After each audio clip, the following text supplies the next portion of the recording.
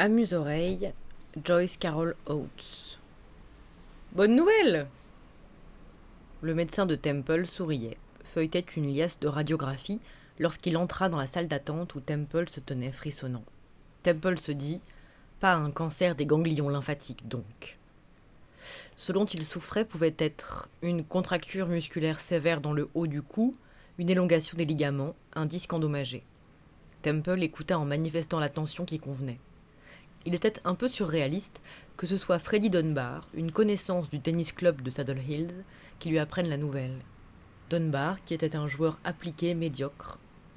Les battements de cœur de Temple s'étaient accélérés lorsqu'il était entré dans la pièce en apportant ce qu'il croyait être son arrêt de mort. Les ganglions lymphatiques semblent gonfler, c'est mauvais signe, avait murmuré Dunbar, surpris, pendant l'examen médical qui avait précédé les radios. Mais à présent, les nouvelles étaient bonnes et non mauvaises, le cœur de Temple retrouvait son rythme normal, ou ce qui passait pour tel. En fin de compte, il vivrait. Ce n'était qu'un problème physique. Son ancienne femme, comme cela faisait histoire ancienne, l'avait accusé de se moquer de vivre ou de mourir, mais en réalité, c'était de la vie ou de la mort de leur mariage qu'elle parlait. Était-ce vrai? Temple l'avait alors nié avec véhémence. Simplement, à 40 ans, Temple était devenu un de ces hommes qui se jettent dans les activités physiques.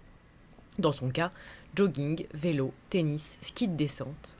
Avec l'avidité de la jeunesse, cet âge où un homme croit non seulement qu'il est immortel, mais que son corps est protégé d'une aura sacrée. Pas moi, rien ne m'arrêtera, pas moi. Temple avait maintenant 45 ans, non 46, il avait eu son anniversaire sans fanfare le samedi précédent. Il n'avait pas moins d'énergie ni d'enthousiasme, ni moins d'adresse, il l'aurait juré. Et pourtant, des ennuis semblaient lui arriver. Comme quand la foudre frappe, lui n'y était pour rien. Un accident de ski à Vail l'hiver précédent, cheville plâtrée pendant des semaines.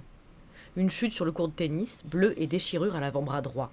Et son problème cardiaque, mineur mais contrariant, qu'il n'avait pas indiqué sur le formulaire médical rempli à la réception. Dunbar était un spécialiste du cou, pas un cardiologue.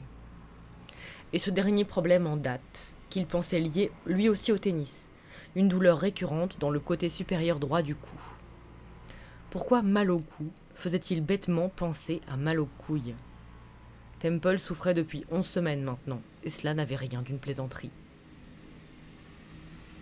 C'était un extrait de la nouvelle Physique, du recueil Infidèle, traduit par Claude Séban.